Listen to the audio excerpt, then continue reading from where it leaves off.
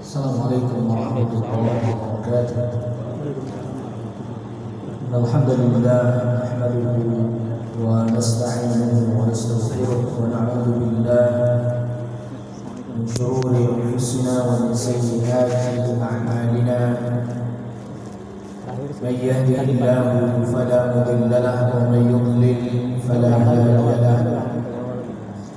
Asyhadu an la ilaha illallah wahdahu la syarika lah wa asyhadu anna Muhammadan 'abduhu wa rasuluh. Ya ayyuhalladzina amanu taqullaha haqqa tuqatih wa la tamutunna illa wa antum muslimun. Ya ayyuhan nasu ittaqu rabbakumul ladzi khalaqakum min nafsin wahidah وخلق منها زوجها وبث منهما رجالا كثيرا ونساء واتقوا الله الذي تساءلون به والأرحام إن الله كان عليكم رقيبا. يا أيها الذين آمنوا اتقوا الله وقولوا قولا سديدا يصلح لكم أعمالكم ويغفر لكم ذنوبكم ومن يطع الله ورسوله فقد فاز فوزا عظيما. أما بعد فإن أصدق الحديث كتاب الله وخير الهدي هدي محمد صلى الله عليه وسلم وشر الأمور محدثاتها وكل محدثة بدعة وكل بدعة ضلالة وكل ضلالة في النار. إخوة الإيمان jamaah azzakumullah, pada kesempatan di siang hari ini alhamdulillah kita memuji Allah Subhanahu wa taala. Kita masih diberikan oleh Allah Subhanahu wa taala berbagai macam kenikmatan, nikmat iman, nikmat Islam, dan juga nikmat kita masih diberikan kemampuan untuk bisa menunaikan ibadah dan ketaatan kepada Allah Subhanahu wa taala. Termasuk di siang hari ini kita duduk di salah satu rumah Allah dalam rangka untuk menuntut ilmu. Kita memperbaiki dan terus bisa meluruskan niat kita. Lalu kita duduk di tempat ini, di masjid ini, dalam rangka beribadah kepada Allah Subhanahu wa taala, yaitu dengan menuntut ilmu. Salawat serta salam semoga selalu terlimpahkan dan tercurahkan kepada Nabi kita, Nabi Muhammad sallallahu alaihi wasallam, kepada keluarga, kepada kerabat, dan juga semoga tercurahkan kepada seluruh sahabat radhiyallahu anhum ajma'in. Ma'asyiral hadirin jamaah azzakumullah. Bahasa Arab adalah bahasa yang dimana Allah Subhanahu wa taala memilih Nabi yang terakhir dari kalangan orang Arab. Termasuk juga Al-Quran diturunkan juga dengan berbahasa Arab. Allah Subhanahu wa taala berfirman di surat Az-Zumar ayat ke-27 dan ayat ke-28. وَلَقَدْ ضَرَبْنَا لِلنَّاسِ فِي هَذَا الْقُرْآنِ مِنْ كُلِّ مَثَلٍ لَعَلَّهُمْ يَتَذَكَّرُونَ قُرْآنًا عَرَبِيًّا غَيْرَ ذِي عِوَجٍ لَعَلَّهُمْ يَتَّقُونَ. Sungguh telah kami jadikan bagi manusia di dalam Al-Quran ini segala perumpamaan agar mereka mau mengambil pelajaran, yaitu Quran, yaitu kitab Al-Quran yang berbahasa Arab, yang tidak ada kebengkokan padanya, agar supaya mereka bertakwa kepada Allah Subhanahu wa taala. Berkata Syekhul Islam Ibnu Taimiyah, al-lisanul arabi syiarul Islam wa ahlihi. Bahasa Arab adalah syiarnya Islam dan syiarnya orang-orang Islam.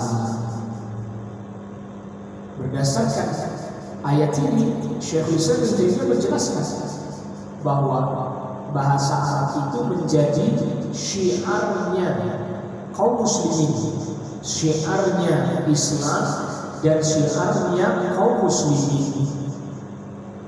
Masalah, karena tadi kita sudah katakan Nabi yang terakhir diutus dari kalangan orang Arab. Kitab yang turun juga berbahasa Arab, Al-Quran. Nabi SAW menyampaikan hadis dengan bahasa Arab, karena itu bahasa Nabi SAW. Maka orang-orang yang non-Arab, mereka belajar bahasa Arab untuk bisa memahami Al-Quran, memahami hadis Nabi SAW. Mereka belajar bahasa Arab. Al-Imam Al-Bukhari itu aslinya bukan Arab, orang Bukhara, wilayah Rusia, tapi jadi imam ahli hadis tentu belajar bahasa Arab, menguasai bahasa Arab. Al-Imam Muslim orang Naisabur, bukan Arab juga, tapi karena menguasai bahasa Arab, belajar lalu kemudian menghafal, mencatat hadis Nabi SAW yang berbahasa Arab.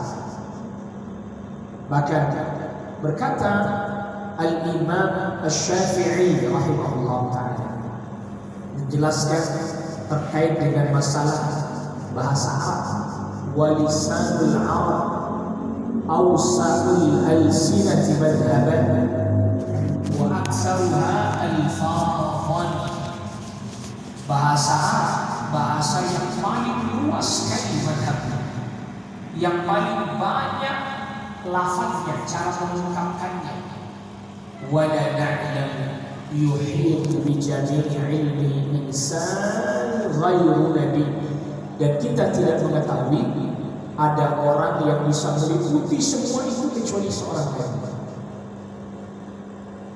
Jadi ungkapannya detail, cara mengungkapkannya detail, cara menyampaikan suatu bahasa yang teliti dan jeli, itu bahasa Arab. Itu mengapa kemudian Nabi yang terakhir, Nabi yang paling utama dari Arab. Kitab yang terakhir Al-Quran, kitab yang paling utama dibandingkan kitab suci yang lain yang sebelumnya, berbahasa Arab juga. Maka ini menunjukkan keutamaan bahasa tersebut. Berkata juga Imam Syafi'i rahimahullah ta'ala, wa syarafu lughatin bi syarafi nabiyha. Kemuliaan satu bahasa adalah karena bahasa itu digunakan oleh nabinya. Jadi satu bahasa itu menjadi bahasa yang mulia karena bahasa tersebut digunakan oleh nabi yang diutus pada kaum tersebut. Nabi yang terakhir Nabi SAW. Bahasanya bahasa Arab. Itu berarti bahasa yang paling utama, bahasa yang paling mulia adalah bahasa Arab. Karena dengan bahasa Arab kita jadi paham Al-Quran. Dengan mempelajari bahasa Arab kita bisa mengerti isi hadis Nabi SAW. Atau dengan kata lain, dengan belajar bahasa Arab kita bisa mengerti agama. Itulah kenapa kemudian di zaman Khalifah Ali bin Abi Thalib radhiyallahu anhu, sahabat Ali bin Abi Thalib radhiyallahu anhu menunjuk salah seorang yang bernama Abul Aswad Ad-Duwali. Abul Aswad Ad-Duwali untuk membuat titik-titik sekaligus juga menulis beberapa kaidah-kaidah dasar dalam bahasa. Nah, ini penting untuk kita ketahui Bapak Ibu jamaah azzakumullah. Jadi Al-Quran dan hadis itu lebih dulu dibandingkan kaidah bahasa. Saya ulangi lagi ya, karena kita mengerti. Al-Quran, hadis itu lebih dulu keberadaannya dibandingkan kaidah bahasa. Maksudnya kaidah bahasa misalnya ilmu nahwu itu belakangan, Al-Quran duluan, hadis Nabi duluan, ilmu nahwu belakangan. Ilmu sharaf, perubahan kata itu belakangan. Al-Qur'annya duluan, hadisnya duluan. Ilmu balaghah, sastra Arab. Ilmu balaghah itu sastra Arab. Itu belakangan. Al-Qur'annya duluan, hadisnya duluan. Nah, yang ditulis di dalam disiplin ilmu tadi, nahwu, grammatical lah istilahnya dalam bahasa Inggris, grammatical Arab, nahwu, sharaf, balaghah, sastra Arab, itu mencakup sebagian dari kaidah yang itu dipelajari untuk memahami Al-Quran. Maka Al-Quran dan hadislah pemimpinnya. Ilmu bahasa ibaratnya pembantunya. Jadi jangan dibalik. Ya, jangan dibalik. Jadi yang ada Al-Quran dan hadis dulu, baru kaidahnya. Maka induknya Al-Quran dan hadis, anaknya ilmu bahasa kaidah. Jangan dibalik. Karena nanti ada orang yang begini berkata begini. Ternyata di dalam Al-Quran banyak kekeliruan, sekian kekeliruan dari sisi bahasa. Ini perkataan udah salah. Bagaimana dia menghukumi Al-Quran dengan kaidah bahasa? Padahal Al-Quran ada lebih dahulu dibandingkan apa? Kaidah bahasa. Maksudnya kaidah bahasa yang kita pelajari sekarang, nahwu, sharaf, balaghah, itu adanya belakangan, datangnya belakangan. Sehingga masih banyak kaidah-kaidah yang belum mencakup seluruh apa yang ada di dalam Al-Quran. Sekaligus ini menunjukkan, membuktikan ketinggian kualitas bahasa Al-Quran, bahwa Al-Quran adalah kalamullah. Al-Quran adalah apa? Kalamullah. Kita harus berangkat dari situ dulu. Harus berangkat dari akidah, keyakinan Al-Quran yang berbahasa Arab ini adalah kalamullah al-munazzal ala nabiyhi, yang diturunkan oleh Allah Subhanahu wa taala kepada Nabi sallallahu alaihi wasallam. Jadi bagaimana Anda mau menghukumi kaidah bahasa itu buatan manusia berdasarkan riset dan penelitian? Dikumpulin, oh berarti kaidahnya secara umum begini. Dikumpulin beberapa kasus, oh berarti kaidahnya secara umum begini. Nah itu. Tetapi berapa banyak di dalam Al-Quran yang seringkali itu tidak serta-merta sama dengan kaidah itu. Tapi yang dibenarkan Al-Qurannya duluan. Ini agar kita tahu, ya, jangan sampai kita jadi rancu. Ini dulu yang harus kita betul-betul paham, bahwa Al-Quran kalamullah, hadis kalam Rasul, perkataan Rasul. Maka dia memiliki kualitas bahasa yang tertinggi. Al-Quran, hadis itu memiliki kualitas bahasa yang tertinggi apabila itu perkataan Rasul SAW. Tentu kalau kalamullah adalah firman Allah, maka dia menempati kedudukan yang tertinggi. Semua kaidah-kaidah bahasa harus tunduk kepada Al-Quran, firman Allah, harus tunduk kepada hadis sabda Rasulullah sallallahu alaihi wasallam. Oleh karena itu, kalaulah kita mau belajar bahasa Arab, Yang niat yang harus kita benar-benar pahami tujuannya agar bisa memahami Al-Quran, agar bisa kita memahami hadis Rasul Sallallahu Alaihi Wasallam. Itulah sebagaimana tadi dikatakan oleh Syekhul Islam Ibnu Taimiyah, al-lisanul arabiyyu syiarul Islam wa ahlihi. Bahasa Arab itu syiarnya agama Islam dan syiarnya orang Islam. Agar kita belajar bahasa Arab untuk memahami hadis Nabi, memahami ayat Al-Quran, memahami hadis Nabi Sallallahu Alaihi Wasallam. Dan perlu juga kita ketahui bahwa bahasa Arab yang dimaksud bahwa dia adalah merupakan syiar Islam wa ahlihi, dia menjadi syiarnya kaum muslimin, syiarnya Islam dan kaum muslimin, ya bahasa Arab yang ketika ayat Al-Quran diturunkan, yang ketika Nabi SAW bersabda, yang dipakai pada zaman itu. Karena bahasa dan tinjauan di sisi dia sebagai bahasa mengalami pergeseran-pergeseran, mengalami perubahan-perubahan. Jadi bahasa Arab ditinjau dari sisi dia sebagai bahasa, dia tetap mengalami pergeseran.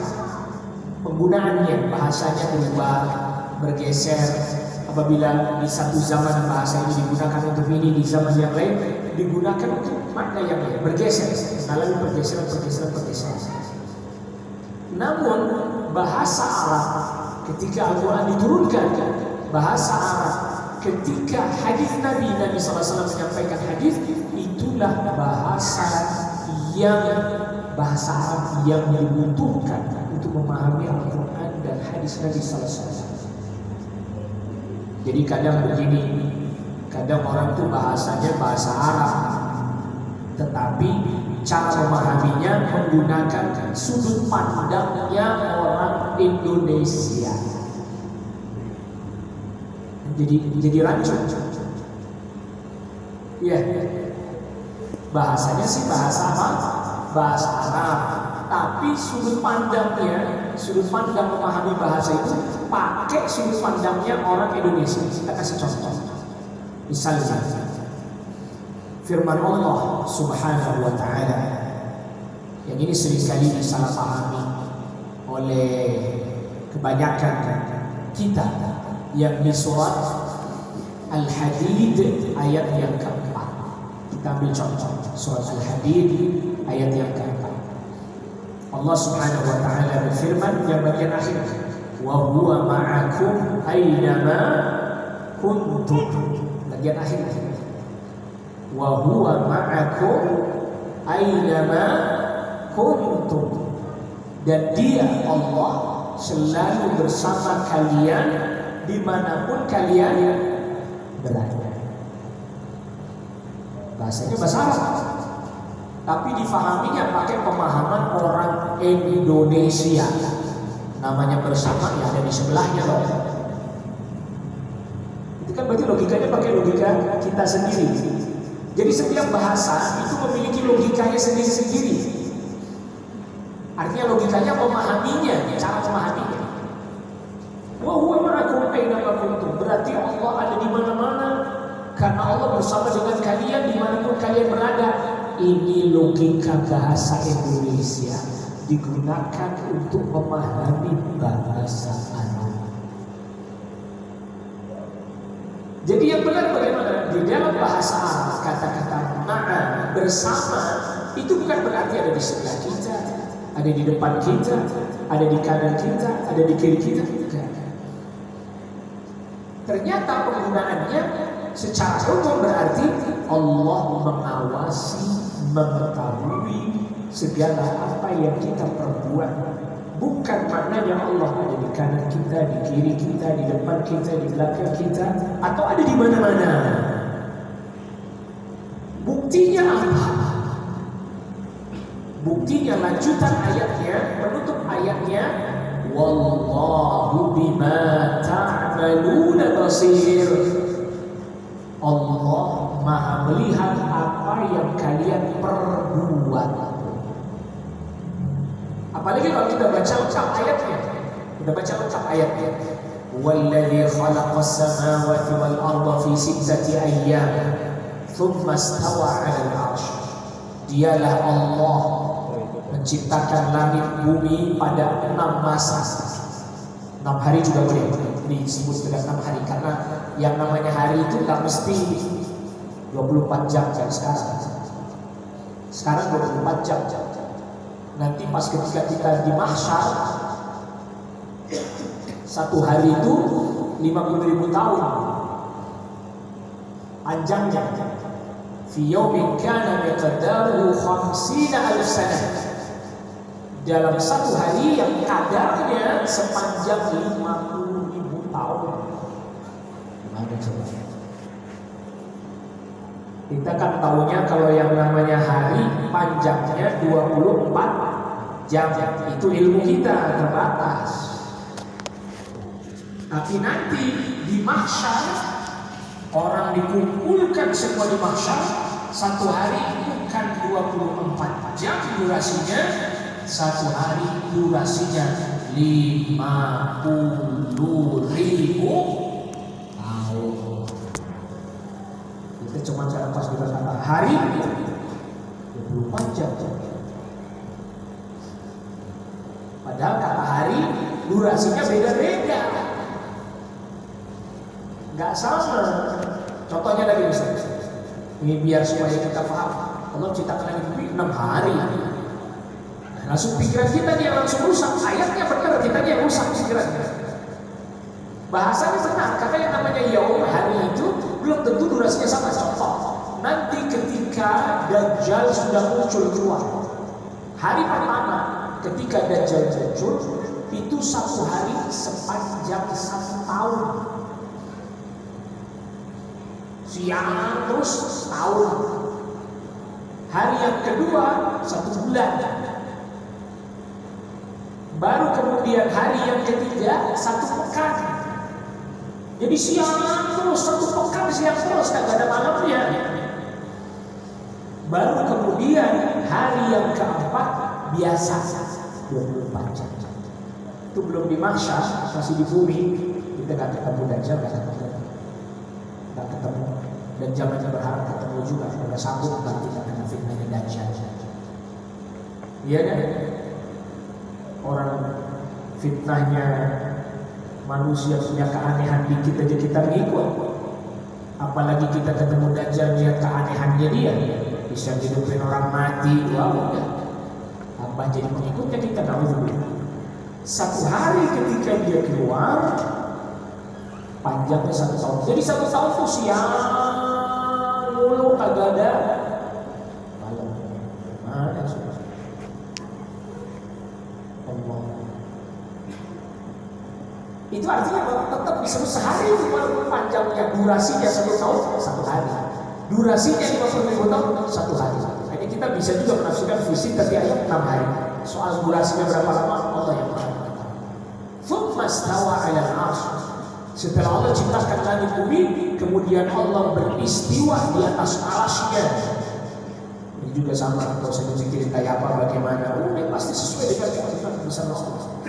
Ya'lamu ma yaliju fil ardh wa ma yakhruju minha wa ma yanzilu minas samai wa ma ya'ruju fiha. Kendati pun Allah beristiwa di atas arasy-Nya, Allah mengetahui apa yang masuk ke dalam bumi, apa yang keluar dari bumi. Allah mengetahui apa yang turun dari langit dan yang naik ke langit. Wa huwa ma'akum. Nah ini lanjutan ayatnya.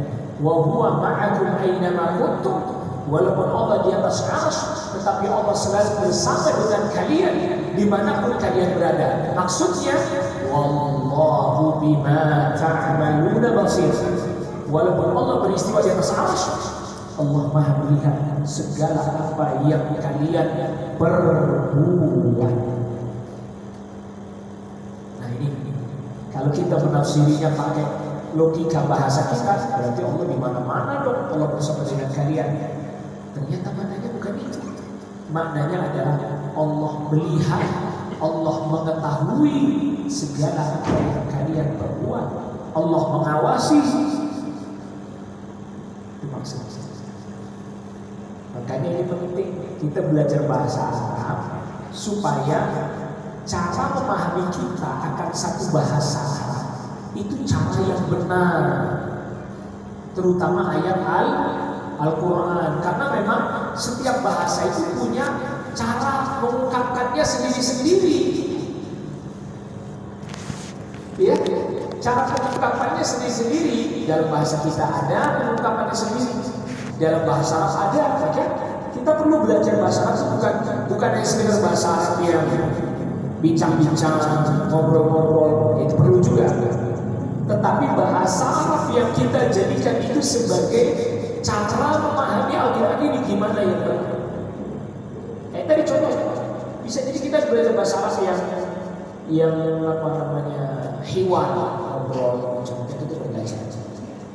Tapi belum tentu logikanya bahasa Arab. Cara pemahaman kita belum tentu cara memahami bahasa Arab yang benar. Akhirnya kemudian dia tafsirnya kayak tadi, bersama kalian berarti di mana-mana dong. Kesimpulan itu bukan kesimpulan yang diasaskan pada bahasa Arab, tapi itu kesimpulan yang didasarkan pada bahasanya orang Indonesia. Logika bahasa. Jadi ada bahasa, ada logika bahasa. Yang dimaksud dengan logika bahasa, gimana kita memahami satu ungkapan di dalam bahasa Arab misalnya yang benar. Seperti tadi contoh misalnya, istawa ala al-arsh. Allah beristiwa di atas arsy. Kalau kita pakai logikanya bahasa kita, maka kita akan berpikir begini, berarti Allah butuh tempat dong. Kalau Allah beristiwa di arsy, berarti Allah butuh tempat dong. Itu logikanya orang Indonesia. Kenapa saya katakan begitu? Nyatanya dulu ketika ayat ini diwahyukan oleh Allah kepada siapa? Nabi SAW. Lalu Nabi SAW menyampaikannya kepada para sahabat. Mereka ngerti bahasa Arab, mereka ngerti. Ketika Nabi sampaikan ayat ini kepada mereka, bacakan ayat ini kepada mereka, "Tsumma stawa 'alal 'arsy." Kemudian Allah beristiwa. Terjemahan Indonesia yang dipilih katanya bersemayam. Ingat, bahasa Indonesia itu kewalahan. Terjemahan bahasa Arab kewalahan. Pilih kata padanan katanya susah. Kewalahan bahasa kita nggak sampai. Makanya ini diantara alternatif kata yang dipilih untuk menerjemahkan istawa bersemayam. Itu alternatif bahasanya kita yang kesusahan memaknai itu. Akhirnya kemudian diartikan kalau begitu Allah butuh tempat untuk bersemayam. Padahal tadi sudah kita katakan ini logika bahasa Indonesia. Tak bisa dijadikan untuk menghukumi logika bahasa Arab. Jadi yang keliru bahasa kita yang lemah. Bahasa kita yang lemah. Para ulama menjelaskan di antara makna istawa ay ala wa tafa'a, tinggi di atas. Makna istawa. Makna istawa. Bahkan ada riwayat yang dinisbatkan kepada sebagian para ulama seperti Al-Imam Abu Hasan Al-Ash'ari yang mengatakan yang dimaksud istawa ala al-'arsy di sini Allah yang maha tinggi, lebih tinggi dari semua makhluknya, termasuk pastinya lebih tinggi daripada arsy. Padahal arsy makhluk paling tinggi. Nah, arsy secara bahasa Arab, makna bahasa Arabnya itu bisa dalam bahasa Indonesia, cara terjemahnya dengan bahasa Indonesia singgasana. Singgasana. Tetapi apakah arsy yang dimaksud di dalam bahasa Al-Quran ini yang terkait dengan ayat ini adalah berarti singgasana? Jawabannya tidak. Sebab kalau diartikan begitu, maka berarti muncullah anggapan Allah mirip makhluk, butuh tempat. Arsy itu makhluk Allah yang paling tinggi, yang paling besar. Oleh karena itulah Rasulullah SAW bersabdakan, "Idza sa'altumullaha al-jannah fasaluhu al-firdaus." Apabila salah seorang di antara kalian memohon kepada Allah surga, mohonlah surga Firdaus.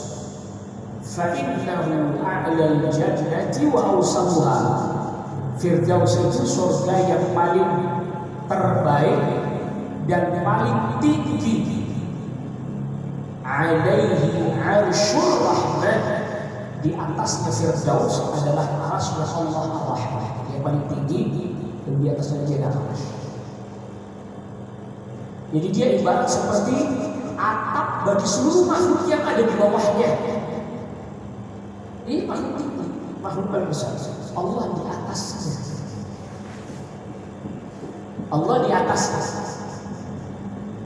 Artinya tidak ada yang lebih tinggi atau tidak ada yang sama tinggi, apalagi lebih dengan siapa? Dengan Allah. Sejajar tidak.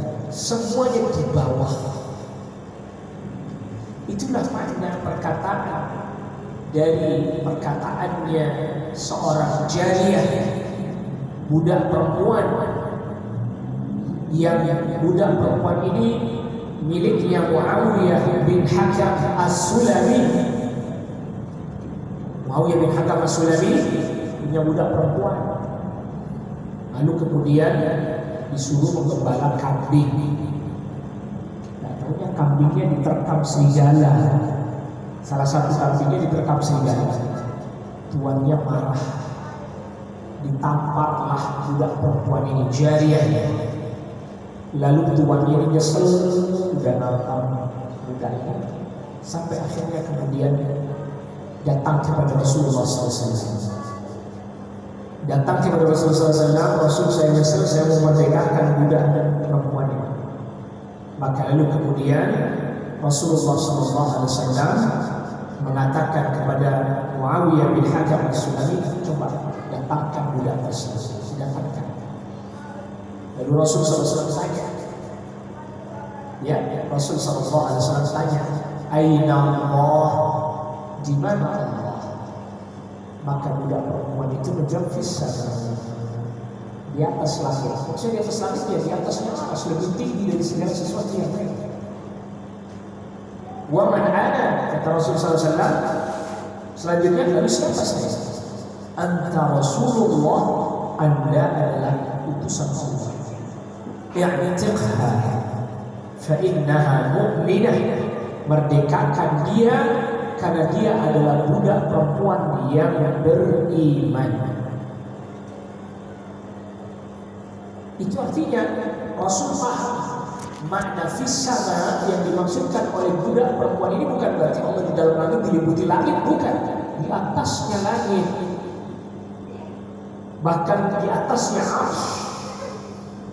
Dan ketika Rasul bacakan ayat ini kepada para sahabat, "Tsumma stawa 'alal 'arsy", enggak ada satupun sahabat yang bertanya, "Rasul, berarti kalau begitu Allah butuh tempat?" Enggak ada. Tidak ada yang nanya begitu. Begitu juga tadi di ujung ayat ini ketika Rasulullah SAW membacakan ayat ini kepada para sahabat, wa huwa ma'akum aina ma kuntum wallahu bima ta'maluna basir. Tidak ada para sahabat yang memahami Allah berarti di mana-mana. Tidak ada. Jadi terkait dengan ayat ini kita ambil satu contoh. Maka tadi kaidahnya bahasa Arab yang dimaksud adalah yang menjadi syiarnya Islam. Syiarnya ahli Islam adalah bahasa Arab yang ketika ayat Al-Quran diturunkan, yang ketika hadis Nabi disampaikan, itu bahasa yang digunakan oleh para sahabat, bahasa Arab yang itu. Kenapa? Karena nanti bahasa Arab mengalami dari sisi sebagai ilmu bahasa dia mengalami pergeseran-pergeseran, mengalami adaptasi, mengalami pergeseran makna. Itu makanya nanti ada di salah satu kamus bahasa Arab karyanya Al-Imam Ibnu Mandur Al-Ifriqi, orang Afrika. Kitabnya namanya Lisanul Arab. Di sana beliau Al-Imam Ibnu Mandur salah. Yang bilang salah bukan saya, Pak ulama, saya cuma ngutip doang. Nanti dibilangnya begini, Anda siapa nyala-nyalain ulama begitu kan? Anda kan bukan ulama. Iya, saya cuma ngutip ulama lain yang meneliti. Apa kata mereka? Ketika melihat Ibnu Mandur menafsiri atau menyebutkan arti dari istawa, diartikan dengan istaula, menguasai. Kebingungan itu, karena tidak ada satupun sahabat yang mengartikan itu. Istawa berarti istaula, menguasai, tidak ada. Makanya tadi kita katakan bahasa Arab yang digunakan oleh para sahabat ketika ayat turun, ketika Rasul sabdakan hadis. Karena bahasa Arab akan mengalami pergeseran-pergeseran sebagai sebuah ilmu bahasa. Ilmu bahasa. Jadi bahasa Arab sebagai ilmu bahasa itu bagian daripada kajian ilmu sosial budaya. Saya ulangi, awas hati-hati, pelan-pelan. Waktu siang ini agak rentan ini. Kita ngomongnya apa, ntar paham ini apa. Menantang ini, kajian jam segini itu menantang banget ini. Soalnya kan sambil sedikit ngegelior itu bisa, pemahamannya bisa jadi gesernya banyak nih. Bahasa Arab sebagai bahasa, sebagai ilmu bahasa adalah merupakan ilmu sosial dan budaya, yang artinya dia sebagai bahasa dia akan mengalami pergeseran-pergeseran seiring dengan pergeseran perubahan sosial dan budaya masyarakatnya. Tetapi Al-Quran tidak mengalami pergeseran sosial dan budaya karena Rasul wafat udah selesai, berhenti. Tapi kalau bahasanya yang dipakai kan terus. Al-Qurannya kan udah selesai, sudah sempurna. Awas. Begitu juga hadis Nabi. Rasul bersabda ketika beliau hidup, lalu Rasul wafat, selesai kan? Berhenti kan? Orang ngomong Arab terus. Para sahabat wafat, para tabi'in, para tabi'ut tabi'in, para ngomong bahasa Arab terus kan mereka. Nah, kajian bahasa Arab sebagai bahasa itu masuk dalam kajian ilmu budaya sosial. Mengalami pergeseran bahasa ngomong-ngomongnya. Al-Qurannya udah enggak, karena sudah sempurna. Rasul wafat sempurna. Rasul wafat hadis sudah nggak ada lagi. Itu sabda Rasul. Al-yawma akmaltu lakum dinakum wa atmamtu alaikum ni'mati wa raditu lakumul Islam dinan. Pada hari ini telah aku sempurnakan untuk kalian agama kalian. Aku sempurnakan nikmatku atas kalian dan aku ridha Islam sebagai agama kalian suatu kaidah. Jadi Al-Qurannya gak mengikuti pergerakan budaya, sempurna. Hadis Nabi pun tidak mengikuti pergerakan budaya dari sisi redaksi lafaz, sudah sempurna, berhenti. Penting untuk kita pahami. Maka walaupun Al-Quran itu berbahasa Arab, walaupun hadis Nabi SAW berbahasa Arab, dia bukan produk budaya.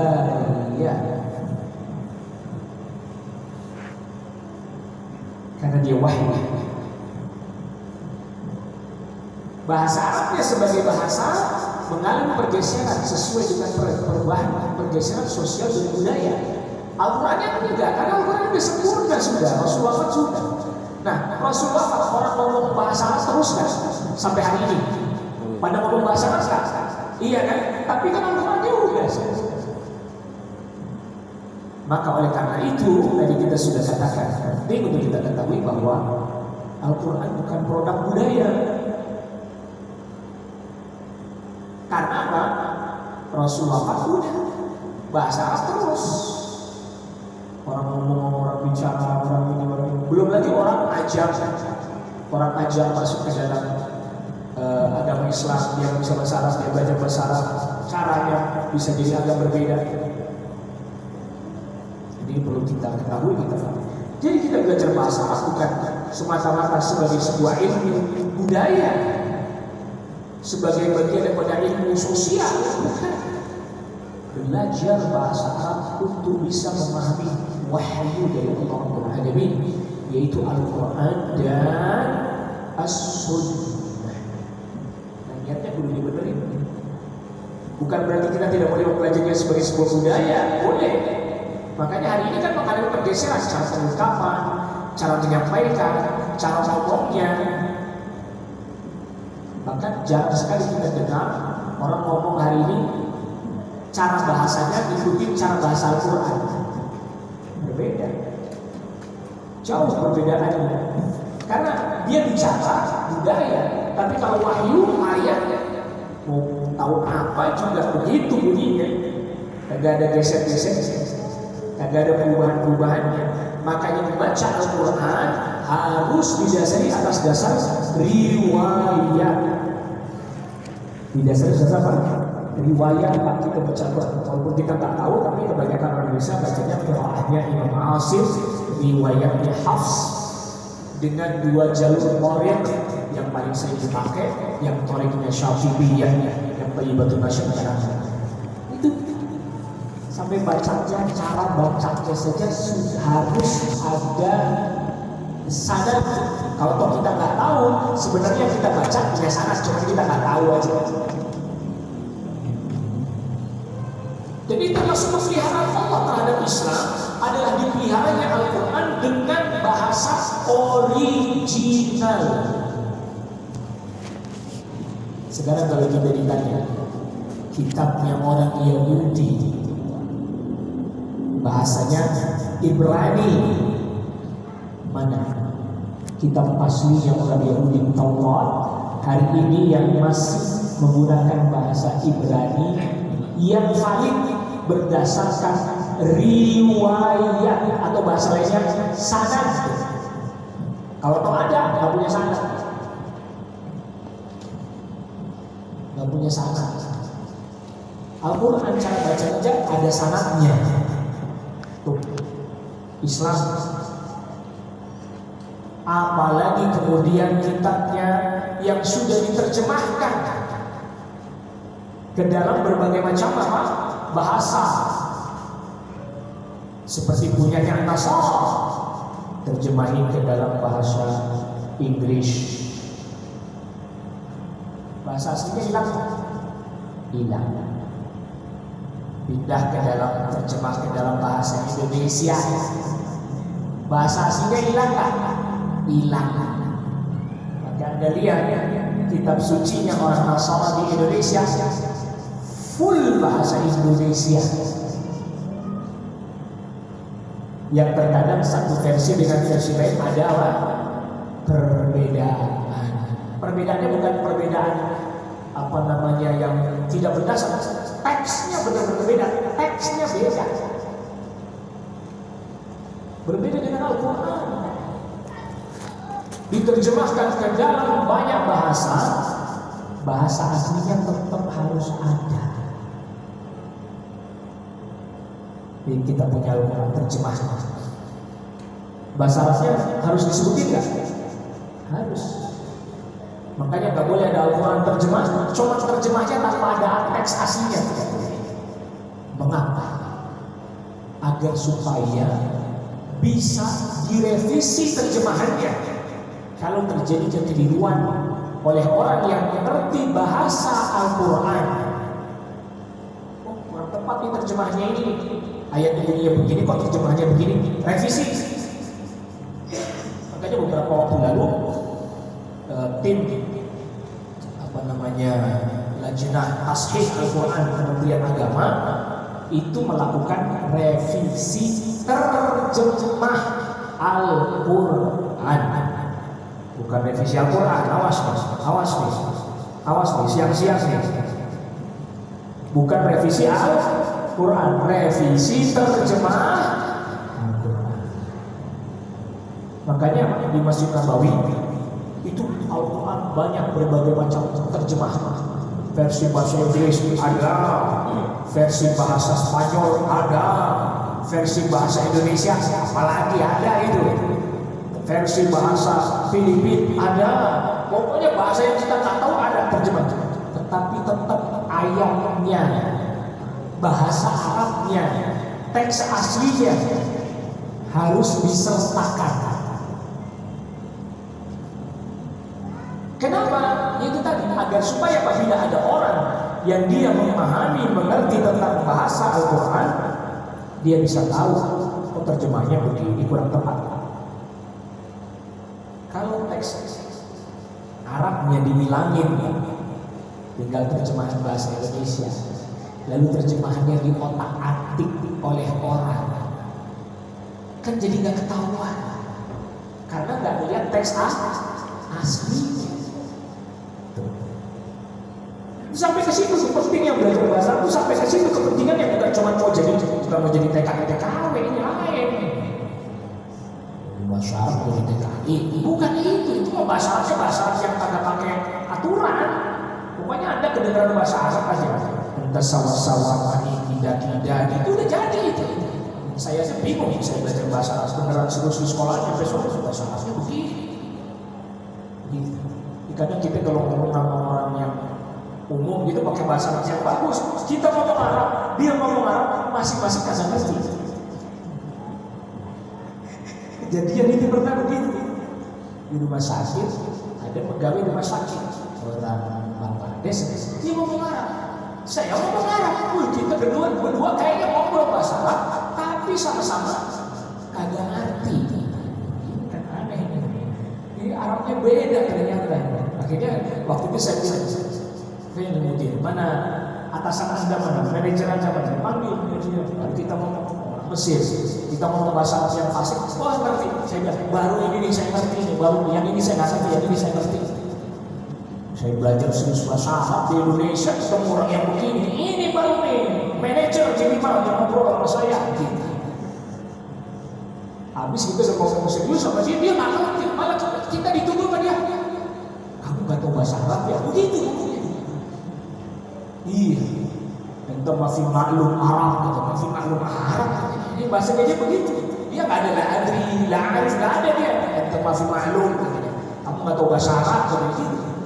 Itu juga sama sih dia nggak tahu bahasa Arab. Jadi kita ngomong Arab sama-sama nggak ngerti, kan unik gitu. Itu tadi bahasa Arab sebagai sebuah budaya mengalami pergeseran. Tapi ayat Al-Quran geser kan? Enggak. Dari dulu bunyinya begitu ya begitu, ayatnya begitu ya begitu. Kalau Anda mau membaca dengan cara baca yang lain, ada ilmunya lagi, ada riwayatnya lagi, ada qiraahnya lagi, tuh.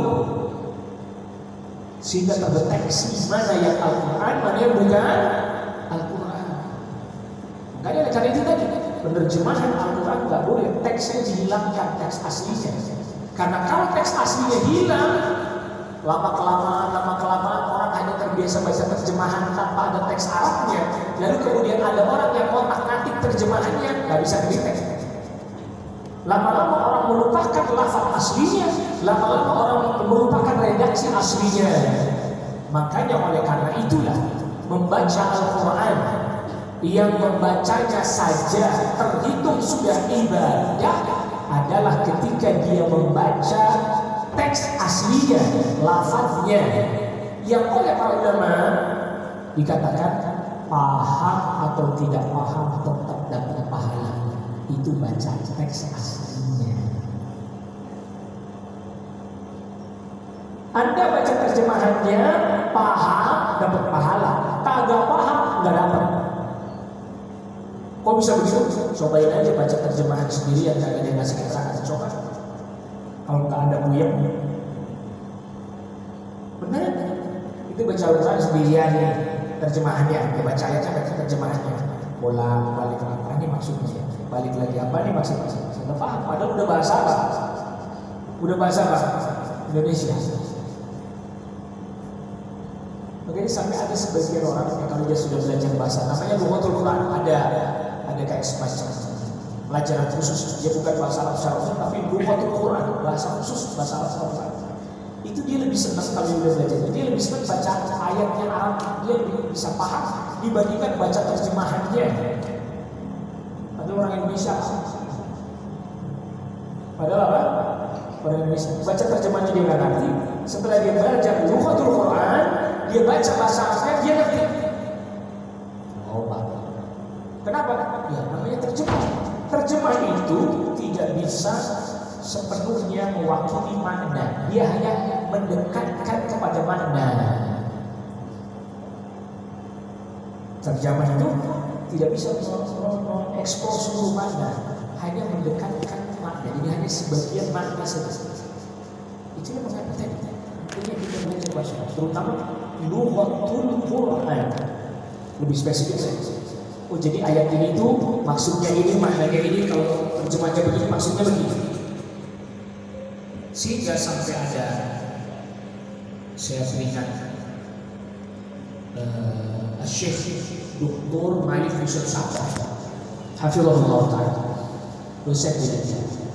Saya pernah beberapa kali menerjemahkan beliau ketika dakwah, mengisi dakwah.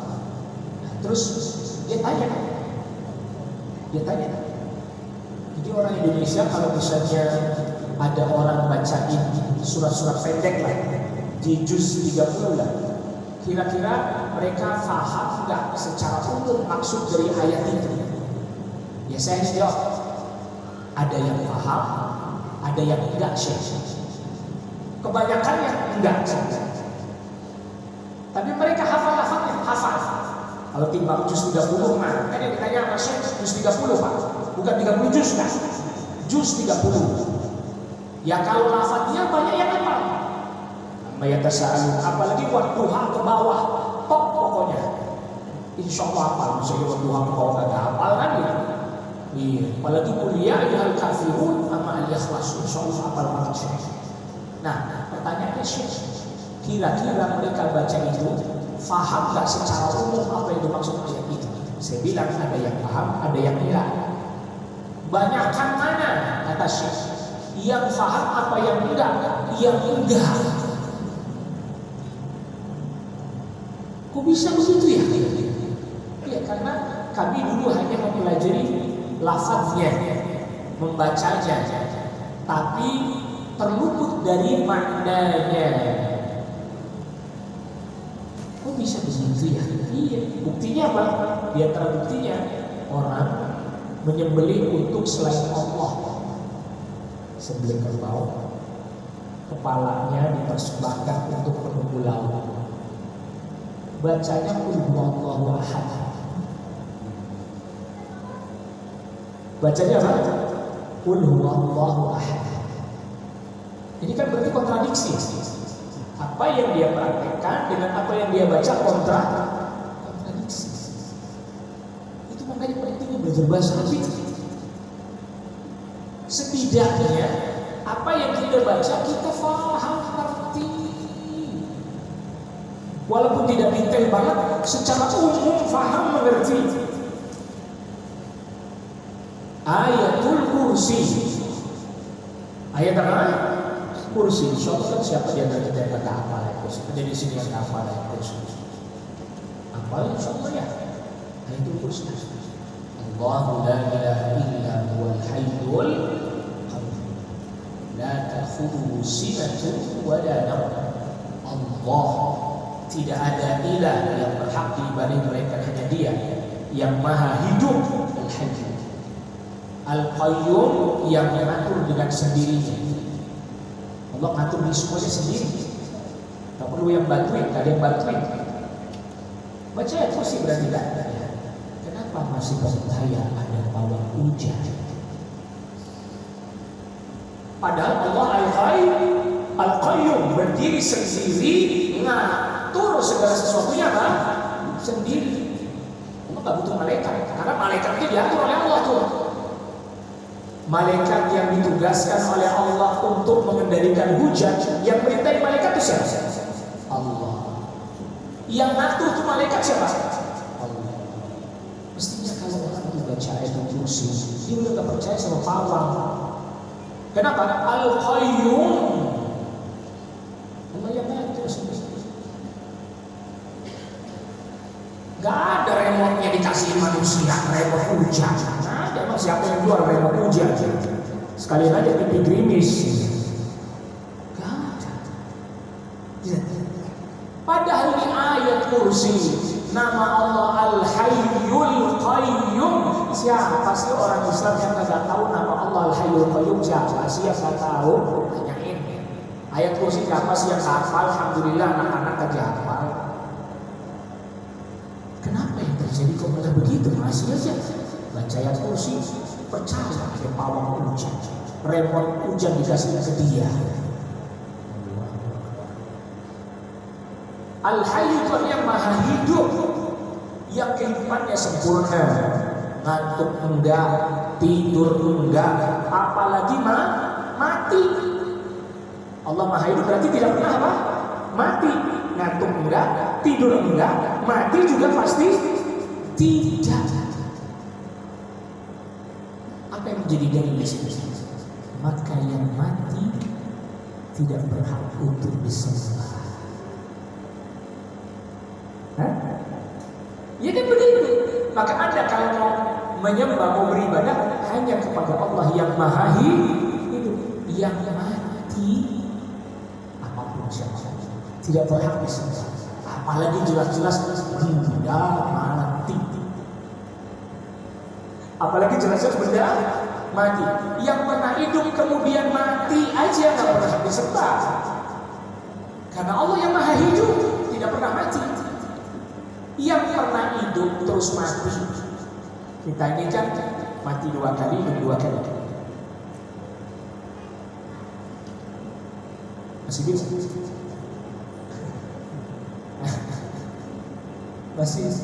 Masih bingung. Kita ini mati 2 kali, hidup 2 kali. Jadi begini rumusnya, mati, hidup, mati, hidup. Kita buktiin biar kita nggak keliru. Kita buktikan pakai ayat, bukan pakai logika. Kalau pakai logika nanti keliru. Kita buktikan pakai ayat Al-Quran. Insya Allah kita pernah dengar, maka mungkin sebagian kita hafal ayat ini yang di surat Al-Baqarah ayat 28. Surat Al-Baqarah ayat 28.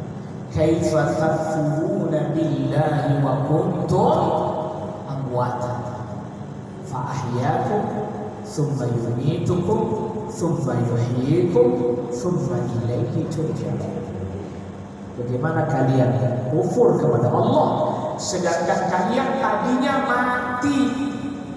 Wa kuntum amwat. Tidak ada itu sama dengan apa? Mati. Kita tadinya nggak ada.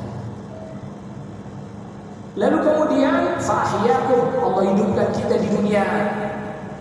Tsumma yumitukum, mati lagi kan? Mati lagi, nggak ada lagi kan? Mati lagi. Tsumma yuhyikum, kemudian hidupkan lagi, dibangkitkan. Kemudian hanya kepada Allah semuanya dikembalikan. Kalian semua mati 2, hidup 2. Kata siapa mati cuma sekali, hidup cuma sekali, 2. Pakai ayat ini, bukan pakai logika. 2. Hidup cuma sekali, 2. Mati cuma sekali, 2. Ketika kita belum ada di dunia ini, mati. Ada, hidup. Mati lagi dikubur. Gak ada kan? Artinya udah ada di muka bumi kan? Orang-orang yang masih hidup kan gak ketemu ada orang dikubur mati. Entah dihidupkan lagi, dibangkitkan lagi, lantas kemudian dikembalikan semua kepada Allah untuk mempertanggungjawabkan amal perbuatannya. Maka makhluk yang semua makhluk mengalami fase mati pertama, tadinya tidak ada. Semuanya itu. Karena Rasulullah SAW sabdakan, "Kana Allah wa lam yakun ma'ahu syai'." Allah telah ada dan tidak ada satu apapun yang bersama dengan Allah. Artinya Allah telah ada sebelum segala sesuatu yang ada. Arasy belum ada. Baru kemudian Allah ciptakan makhluk. Termasuk ada manusia, baru ada Adam terus. Berarti tadinya mati, tidak ada. Maka sesuatu yang tadinya tidak ada, tidak berhak diibadahi. Apalagi tadinya tidak ada, lalu jadi ada, lalu mati lagi, makin tidak berhak diibadahi. Makin tidak berhak untuk diibadahi. Itu kan bukti berarti bahwa yang tadinya tidak ada, apalagi kemudian mati, tidak berhak disembah bersama dengan Allah. Ayat kursi itu. Makanya tadi dia baca, tapi tidak tahu artinya. Saking baca nggak tahu artinya. Ini ada beberapa orang teman-teman meneliti bahasa dan mungkin sebagian mereka sudah pernah melihat di media sosial. Sampai lagu-lagu cinta dianggap salawatan gara-gara ini masyarakat kita. Padahal itu lagu cinta di negerinya Solo, di Mesir itu lagu cinta. Nyampe di sini dianggap sholawatan. Saking minimnya literasi bahasa kita ketinggalan benar. Mungkin terlalu terlena juga sih orang Indonesia. Habis berangkat haji umroh cuma bisa bahasa Indonesia semua sih sekarang. Sampai orang banyak besar-besar jadi pada malas belajar bahasa Arab. Akhirnya karena minim dalam belajar bahasa Arab, sehingga sampai lagu cinta dengan berbahasa Arab dianggap sholawatan. Kadang-kadang saya suka dengar suka bingung juga loh. Kok ini lagu cinta dibawa ini di masjid? Di Mesirnya itu lagu cinta. Lagu di Indonesia dibawa ini di masjid. Itu kan bingung kita. Mungkin orang Mesirnya di sini juga bingung. Benar-benar ada saya video ada orang Mesir ke Indonesia dengar itu di Mesir bingung. Loh, itu konser di Mesir katanya. Karena di Mesirnya itu lagu cinta, lagu konser tahu kayak orang-orang konser gitu. Konser panggung.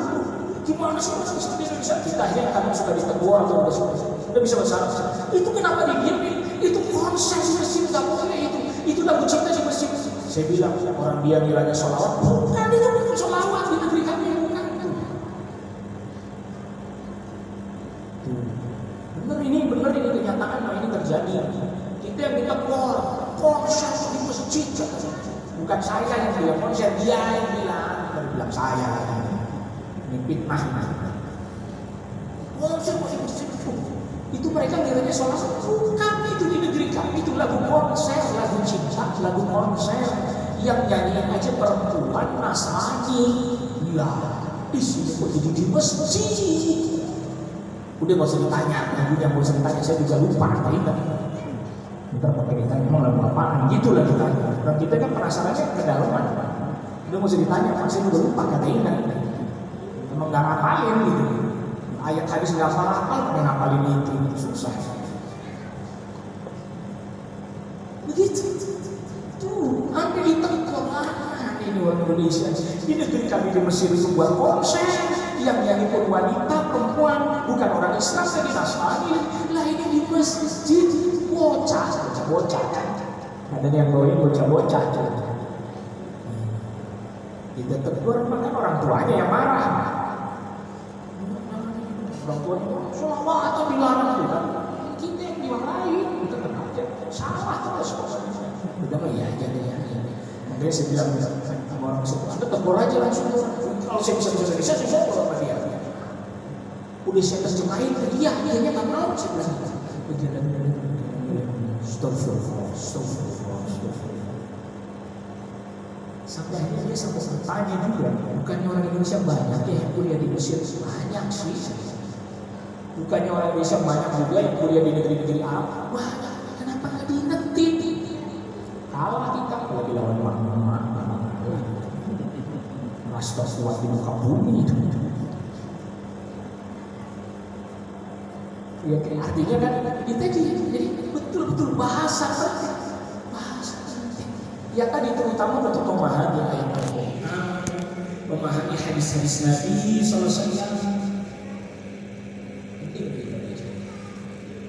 Jangan sampai terjadi kekeliruan. Makanya kekeliruan, kesalahpahaman, bahkan termasuk perselisihan banyak terjadi.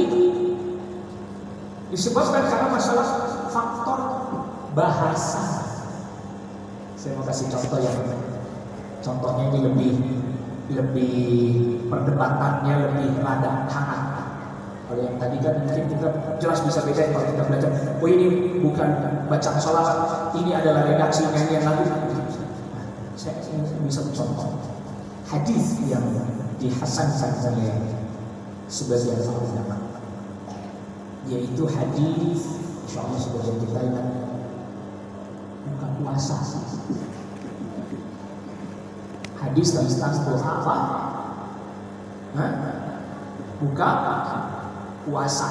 Zahabat dhama'u wa batallatil 'uruqu wa thabatal ajru insyaallah. Insyaallah sebenarnya ya. Pertanyaannya, ini dibacanya udah buka apa baru membuka? Sesudah sebelum? Yang sesudah. Banyak ini, mayoritas yang sebelum nggak ada. Itu para ulama terjadi perselisihan. Ya, para ulama terjadi apa? Perselisihan. Tetapi kalau kita lihat redaksi lengkapnya hadis, lafadznya, redaksi lengkapnya, ini hadis riwayatnya Imam Abu Dawud. Hadis diriwayatkan oleh Imam Abu Dawud dari sahabat Abdullah ibn Umar. Berkata sahabat Abdullah ibn Umar, ini perkataannya Abdullah ibn Umar, menceritakan perkataan Rasul SAW. Kata Abdullah ibn Umar, kana Rasulullah sallallahu alaihi wasallam idza aftara.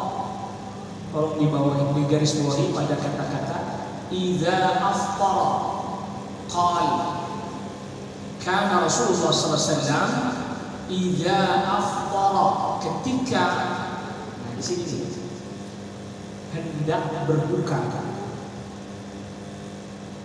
Pas kata idza aftara nanti kita akan jelaskan. Qal, beliau membaca zahabat dhama'u. Memang zahabat dhama'u fi'il madhi yang kalau diterjemahkan telah hilang rasa dahaga. Wa batallatil uruqu, telah basah urat-urat leher. Wa thabatal ajru insyaallah, telah tetap pahala insyaallah. Tetapi Abdullah bin Umar mengatakan, karena Rasulullah SAW idza afṭara, idza maka kita bandingkan dengan ayat yang ke-6 dari surat Al-Maidah, yaitu tentang wudu. Perhatikan ayatnya. Akan kalau kita insyaallah ingat atau hafal, perhatikan redaksi ayatnya. Ya ayyuhalladzina amanu idza qumtum ila sholati faghsilu wujuhakum, dan seterusnya. Saya ingin supaya kita fokus pada kata idza qumtum. Bagaimana kita terjemahinnya?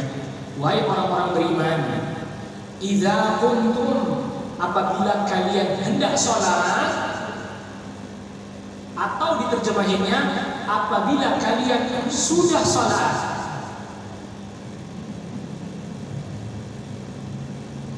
Yang mana? Hendak sholat atau udah sholat? Hendak sholat kan? Padahal kuntum itu kata kerja lampau, fi'il madhi lampau. Kuntum dari kata-kata qama yaqumu. Tapi dia pakainya fi'il madhi lampau kuntum, tapi terjemahannya hendak. Bukan, wahai orang-orang beriman, apabila kalian sudah sholat maka basuhlah wajah, lah kembali gitu mah. Masa sholat dulu baru apa? Baru wudu. Suratul Maidah itu ayat ke-6. Bukan ngomong saya, bukan. Maka kita terapkan kaidah itu di dalam hadis ini. Kata Abdullah bin Umar, karena Rasulullah sallallahu alaihi wasallam idza aftara, apabila beliau hendak berbuka. Enggak dikatakan bila udah buka. Selama ini salah juga Ustaz. Ya kan ini hanya dianjurkan aja. Tapi kalau melihat redaksinya Abdullah bin Umar, maka cara menerjemahkan. Tapi kenapa pakai dhahaba wa ma'u, telah hilang rasa dahaga, telah basah urat leher? Itu mesti kan udah minum Pak Ustaz. Orang Arab itu mengungkapkan sesuatu yang udah dekat banget dengan kata kerja lampau. Buktinya ayat soalnya, buktinya lebih tinggi nih. Surat Al-Qamar, iqtarabatis sa'atu wa syaqqal qamar, telah dekat kiamat. Pakainya kata kerja lampau, udah. Padahal masih jauh kan? Karena sebenarnya kiamat itu dekat bagi hitungan Allah, bagi hitungan kita yang jauh. Contoh lagi, ini masih banyak tuh contohnya. Jadi terkadang diungkapkan dengan kata kerja lampau sesuatu yang sudah tinggal bentaran doang. Minum saking dekatnya sehingga dia menggunakan kata kerja lampau. Dan kata kerja lampau apabila dia didahului dengan kata idza, itu berarti akan. Misal contoh, idza waqa'atil waqi'ah. Waqa'at fi'il madhi lampau kan? Sekarang kiamatnya sudah terjadi bentar. Kiamatnya sudah terjadi apa nanti? Nanti, tapi pakainya waqa'at. Karena ada idza, nanti apabila terjadi. Tapi ya tadi karena pertama ini hukumnya tidak berubah, masalah puasanya sambung enggak. Jadi yang membacanya sebelumnya, yang membacanya sesudahnya tidak masalah, tidak sampai berubah ke ke afsahan puasanya enggak mengganggu, tidak mengganggu begitu. Tapi kalau melihat redaksinya Abdullah bin Umar, penggunaan bahasa yang digunakan oleh Abdullah bin Umar, termasuk tadi ketika kita bandingkan dengan redaksi-redaksi Al-Quran, dia mau ya ketika hendak berbuka, idza afṭar, ketika hendak berbuka, mau berbuka, bukan pas udah minum. Tapi ya kalau orang membacanya habis minum juga ya buka puasanya tetap sah. Nggak ada kan buka puasa nggak sah. Wah, jadi gimana ya puasa? Buka puasanya nggak sah. Jadi saya ulangin lagi minumnya, diulangin terserah. Namanya minum ini, udah sampai minum aja itu. Nah, ini salah satu contoh. Ya, salah satu contoh. Jadi bagaimana penggunaan bahasa di dalam ayat, di dalam hadis. Tetapi tadi tentang masalah kesimpulan hukum terkadang ada perbedaan di dalam masing-masing. Namun kalau melihat dari sisi penggunaan bahasa, dan ini bahasanya bukan bahasa seperti budaya sosial. Bahasa memang disamakan dengan pola-pola bahasa ayat. Nah, nanti ada sebagian orang menggunakan pendekatan bahasa terhadap tafsir Al-Quran, tapi pendekatan bahasa yang berupa budaya dan sosial. Nah, ini yang kemudian membahayakan. Sehingga seolah-olah dia nanti mengatakan begini, akhirnya kesimpulannya begini. Itu kan hukumnya dulu, sekarang kan udah beda. Misal contoh, potong tangan bagi pencuri sudah terbukti, maka hukumannya eksekusinya apa? Potong tangan. Ya, potong tangan. Jadi sariq was-sariqatu faqta'u aydiyahum. Laki-laki mencuri, perempuan mencuri, potong tangan. Nah, ketika ada orang menganggap bahwa tinjauan kajian Al-Quran hanya sebagai bahasa, sebagai produk budaya dan kehidupan sosial pada saat itu, mereka akan berkata begini, perhatikan, yaitu kan dulu waktu masyarakat jahiliyah orangnya masih barbar, gak bisa diatur, gak bisa dikendalikan, makanya yang mencuri dihukum potong tangan. Adapun sekarang di penjara aja udah cukup, jadi gak perlu dipotong tangannya. Ini yang tadi saya sebutkan, pendekatan bahasa Arab untuk memahami Al-Quran sebagai pendekatan sosial budaya. Padahal ini wahyu. Nanti lama-lama juga nanti semua pakai pendekatan begitu, semua rusak. Ayat tentang puasa itu kan dulu, sekarang nggak puasa nggak apa-apa, rusak sekarang. Maka tadi kita sudah katakan bahasa Arab sebagai sebuah bahasa mengalami perkembangan sosial budaya, iya. Tapi wahyu sudah selesai, wahyu sudah sempurna, Al-Quran sudah selesai turun, Nabi SAW wafat sudah sempurna, sehingga tidak sampai kena lagi ini terkikis budaya-budaya. Makanya kajian bahasa sebagai kajian sosial budaya ya, tetapi Al-Quran bukan bagian dari produk sosial dan budaya. Jadi banyak orang yang keliru di sini. Anda belajar bahasa Arab sekarang, misalnya bahasa Arabnya orang Saudi, bahasa Arabnya orang Irak, bahasa Arabnya orang Syam, bahasa Arabnya orang Mesir, beda-beda cara ungkapannya, ada sebagian kata yang berbeda. Itu budaya. Tapi Al-Quran kan udah selesai, sempurna diturunkan 15 abad yang lalu. Ketika Nabi SAW wafat, sempurna sudah. Hadis Nabi SAW sempurna sudah, sehingga tidak mengalami pergeseran-pergeseran dalam masalah budaya.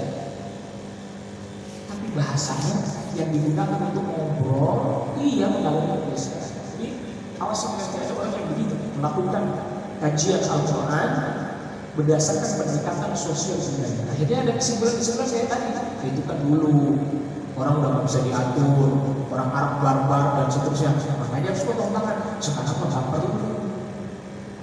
Maka mereka pun melakukan pembelokan makna. Yang dipotong bukan tangannya, yang dipotong kekuasaannya, kemampuannya dia mencuri. Kalau dari penjara dia nggak bisa mencuri kan berarti sudah terpotong kemampuannya. Kelihatannya sih progresif. Jadi namanya kajian Islam progresif saja. Dia kayak pajak kayak progresif. Padahal itu tadi itu melemahkan kesakralan dan kewahyuan ayat Al-Quran dengan metode tadi. Sehingga sakralitas wahyu, sakralitas hukumnya menjadi lemah dengan sebab pendekatan-pendekatan yang seperti itu tadi. Makanya perlu hati-hati. Jadi ada di satu sisi bagaimana kita memahami pengungkapan-pengungkapan Al-Quran, tapi juga di sisi lain jangan sampai kemudian kita jadi terbawa juga. Akhirnya menganggap Al-Quran terbawa dan terkikis dengan kondisi sosial budaya, sehingga akhirnya hukum bisa dihilangkan begitu saja atas nama budayanya udah gak begitu lagi, tradisinya sudah gak begitu lagi. Dan itu akhirnya malah justru